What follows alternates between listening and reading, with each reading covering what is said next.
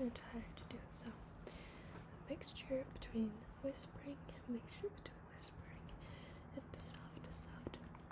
spoken. But I'm gonna be reading for you some scary stories from Reddit. I'm a part of this group of Reddit called Let's Not Meet. Let's not meet.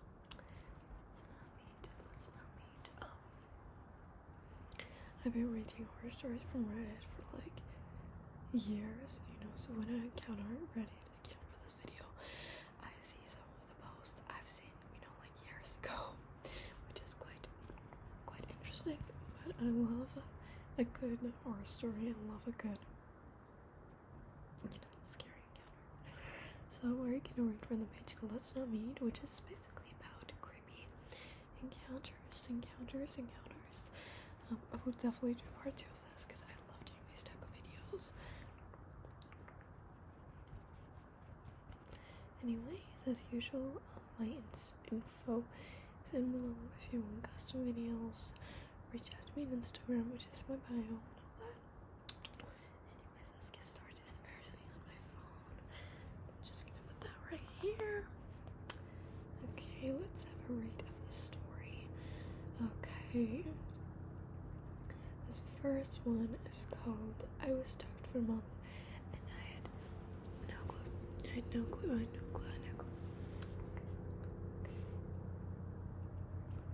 Okay. I walk to most places because being severely visually impaired, obviously I cannot drive.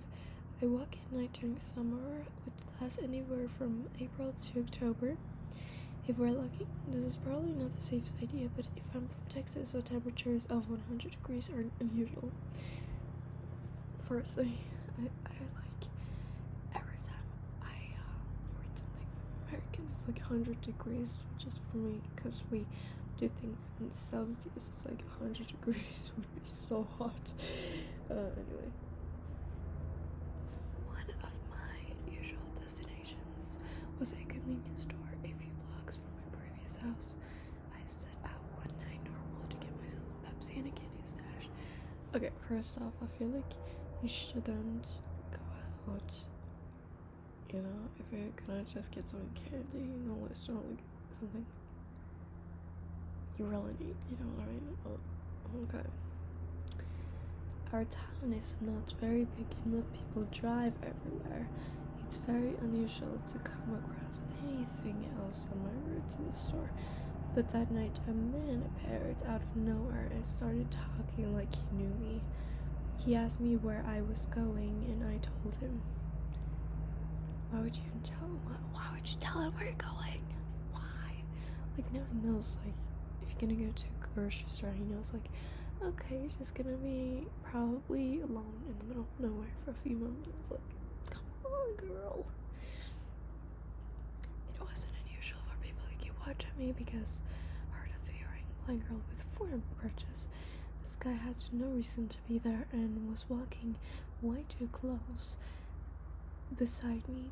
He asked me where I was going and I told him just in case I was overreacting. I sped up as much as I could since this part of the route is very close, dark, with only a subway that had closed for the night. It definitely wasn't ever $5 foot long.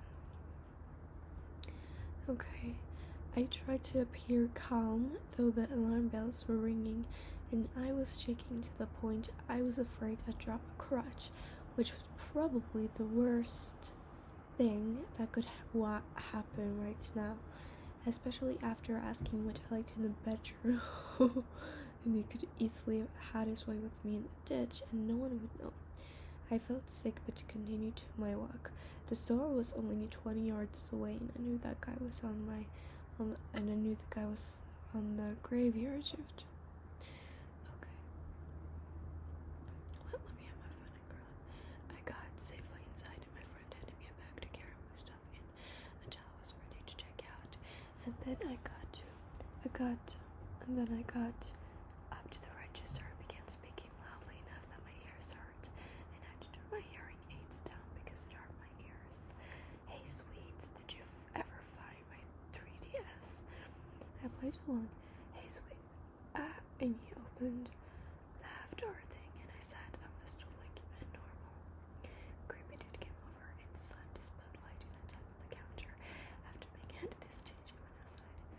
still out there by the ice machine. After about 20 minutes, still had none left. My friend called his manager, and after explaining the situation, she told him to lock up and run me home. He did, and he even walked me to my door. I had the key in the door, and we stepped outside. Catherine said to give you this. He handed a keychain and showed me how to lick and unlock the pepper spray. Call us before I come. Now when he's coming after you for the last 4 weeks. He left it. I've been shut. Every door and the window was locked. So creepy, dude. Let's never meet again. Wow, such a story. Like, damn. He's been stalking for you for 4 weeks. But really, women or vulnerable people should not go outside. You know, especially if you live in like a rural area at night. Like, go out in the day. Go to a place where there are people. You know, take precautions.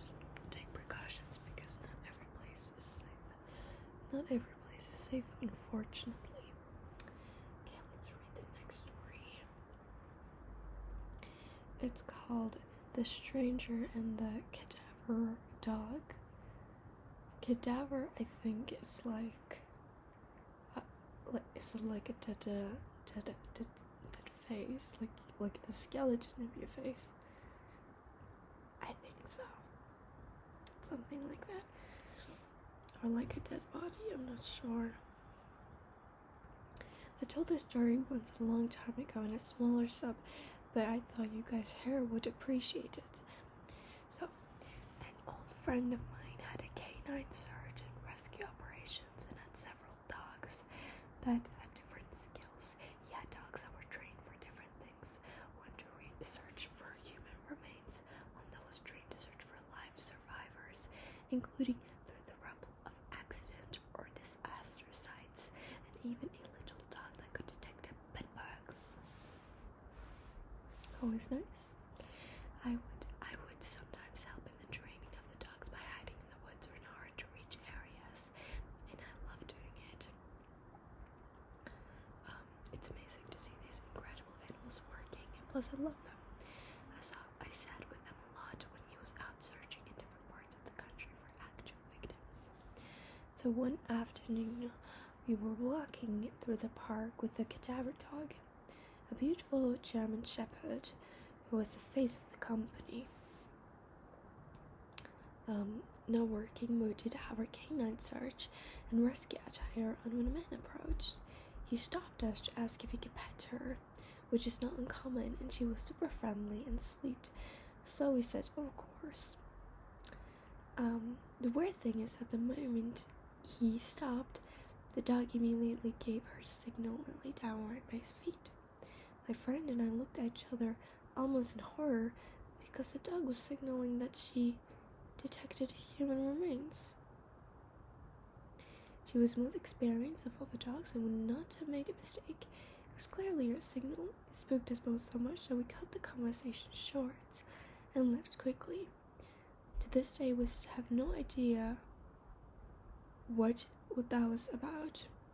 Yes, although she was trained to detect human remains, she was taught not to alert on animal remains.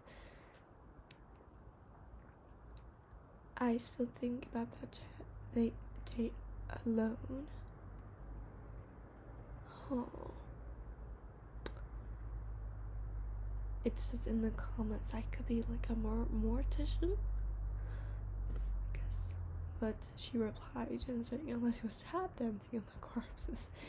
I don't know why his shoes was more like human decomposition. Oh. Yeah, that's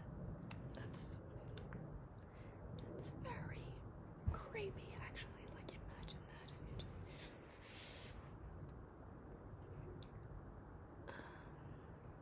oh damn.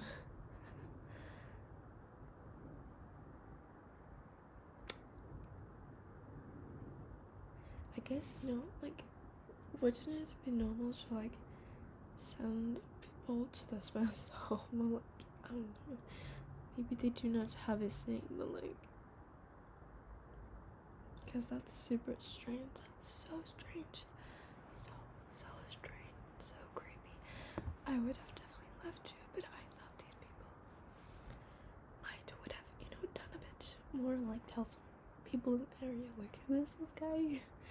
Yeah. Okay, let's do the next one. It's called My Dog is a Good Boy. Okay, let me change the side to hold my phone. Hold on, let me just turn on the brightness a bit because I cannot read. Okay, I should start the story by giving a bit of background so that you understand the situation a bit better. I am a 4'9", 16 female. That's like 150 centimeters, something like that, I think. Okay, anyway. Okay, at the time, had two dogs who were brothers from the same litter. Now being boxers, they were relatively big and quite protective when needs to be. Vince was longer, much taller than his brother, and is usually the kind to sleep through a hurricane, if we had one. His brother Maury was shorter but more muscled and stronger. Usually these two were with me 24/7, as my mother used to work a lot and I was alone most of the day, sometimes even until after dark. This never really bothered me. I'd been left alone. I don't like this since I was 11. It never struck me that I had a reason to be worried. Okay. One day after my mom was working later, I was doing some household chores, feeding the dogs, doing dishes, stuff like that. It's better for me to have to hear. I continued doing what I always had, a routine of tidying the house I'd done for every day for years. As I went to take the trash out of the bin, I started walking towards the door when Maury stepped in front of me. I tried moving around, telling him to get out of my way and sorts, but he refused to budge. This was certainly odd, and looking back on it, now a few years later, I realized he was probably trying to stop me from walking outside. I think that's like very interesting to see how dogs can actually like help you, like alert you of dangers. I think definitely if you are like, I think having a dog for that purpose quite clever. I have a cat and he would definitely not alert me. Anyway, we continued like this for a few moments, me trying to get past him and him, of course, never moving from his spot. He was quite heavy as a big dog. It was difficult to lift him and even harder to get away from something. Now in this time, we had been going back and forth with his interaction. Vince stayed happily asleep on his dog bed. I should note that from my kitchen you can see the living room and bathroom. Usually we use the side door from the kitchen to enter or exit the house, since it attached to the carports. After a couple more minutes, I heard something I hadn't expected when I made one last desperate attempt to move Maury from his spot. He growled, which was not unusual, as he had growled plenty in his life. What was unusual was that he growled at me. He had never done that before. Not once, but for that reason, and that reason alone, I decided not to take the trash out of that night. I simply tossed it in another room and left it be. A short time passed, maybe a half hour or so. I had gotten settled into my chair to watch the movie while I waited on my mom to come home. While I was watching the movie, I suddenly hear a quiet knock at the side door. Oh, that's always stories, when I'm home alone and you suddenly hear these sounds, especially a knock. Like, I'm not opening the door for no one when I'm home alone.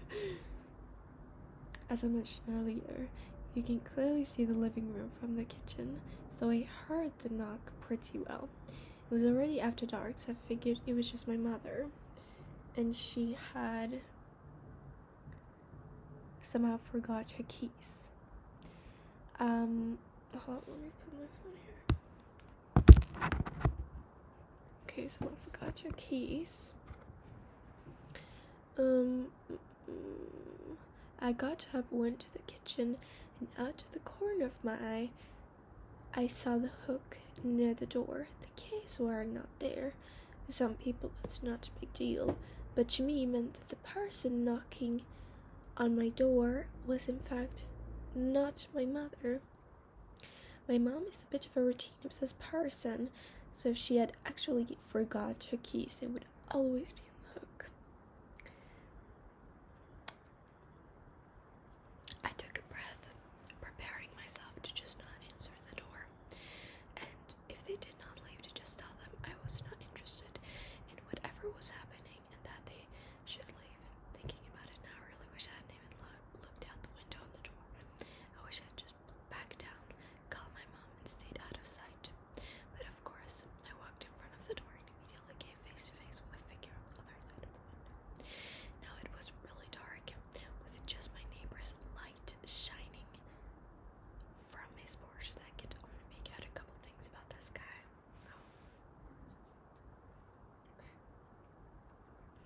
He was tall, me having to peer up at him through the window to look up at his face. He had long hair that looked like a shadow over his shoulder in the dim light, but the only facial feature I could see were his eyes. God, I wish I had not seen them. I could see the spark of interest flare in them as he perked up when he saw me. They were wide, staring down at me. God, that's so creepy.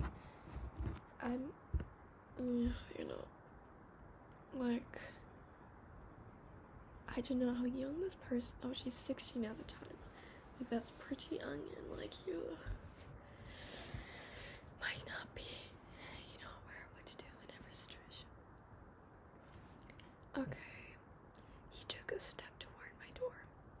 Stepping up on the first two steps, I heard him say something along the lines of, "My car broke down nearby, could it come in and use your phone?"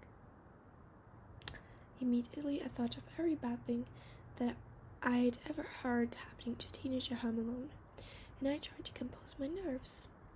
I'm not sure what it was, but something told me not to trust this man standing on the other side of the door. But these scenarios are, very sad, because, a lot of, younger people don't always know that they shouldn't trust people, and that they may be very, gullible. Say, yeah, sure, come in, you can use my phone, no problem. So, that's always scary to think about. Okay, I shouted back a quick no and an apology, hoping he was telling the truth and would just go to the next house over. But he didn't. Instead, he simply said again, quite a bit louder. I thought for a quick moment he hadn't heard me, but then again, I know now that he most likely had. So I instead became a bit more confident. "I'm sorry, I can't help you. Go to the next house," I shouted louder. For a moment he paused, as if contemplating what to do. Then he knocked louder than the first time I'd heard it. My heart rate increased as I stared at him. When I didn't react, he started to loudly bang against the door. I took a step back, praying to whatever God that he would either leave or my mom would be home early. I was actually a quiet girl. My mom was a badass redneck with a raptor knife she could take. He started to bang on the glass after a moment, my mind racing 1,000 miles an hour. Should I hide? Run? My phone was in the other room now, scared to take my eyes off the guy. I was sure he would break through the glass. The banging was vibrating my eardrums, and apparently was vibrating Mari's too. I saw him creeping up past the doorway, bending his head, teeth bared. He started to bark loudly. The guy stopped a moment, trying to see into the window at the floor where Mari stood. When he stopped barking, the guy mistakenly tried to jiggle the door handle. Now that's when Vince woke up. I swear to God, for a dog that was dead asleep 5 seconds prior, I'd never seen him move this fast, ever. In only 2 seconds, Vince had his paws up on the door, growling like a hellhound at the devil's side of this man outside my home. The guy jumped, fell back, and bolted it. I heard him saying something. I started to run and saw another shadow. My mom came home shortly after I'd sprinted across my carport to my neighbor's. We had called the police.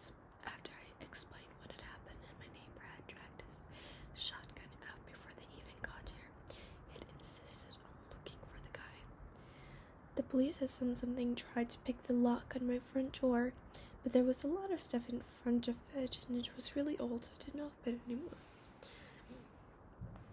I went to bed that night uneasy and silver. I think one two dogs who were not only strong and big, but if one was vigilant and one that could practically kill if you let him.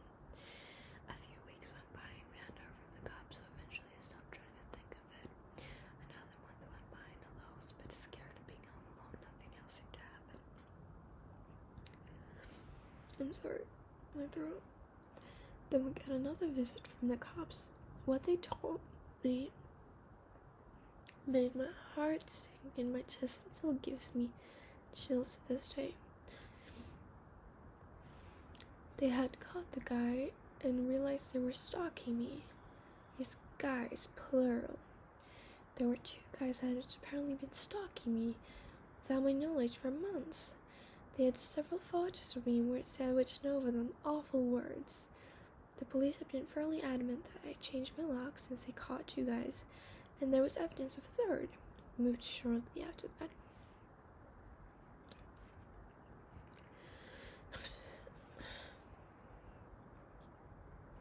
I still pass by the house sometimes when I go visit friends or do stuff around the area.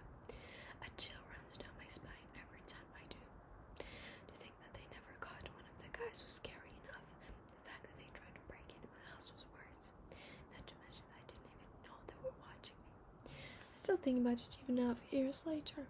I dread what would happen if my dogs went there, and I dread what's even worse about what they had planned to do. If I opened the door, they had successfully burst in.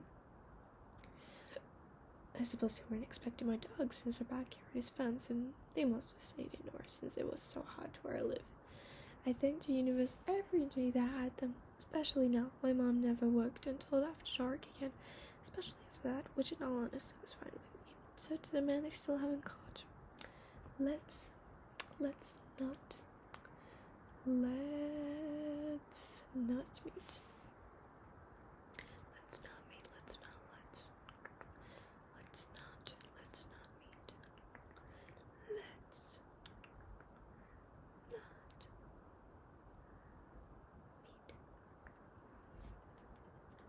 Anyways, guys, that's gonna be the end of the video. I really hope you guys liked it, especially considering it's a bit of a longer video today. But yeah, definitely if you want a continuation of the Reddit stories. Or just, creepy stories in general. Please let me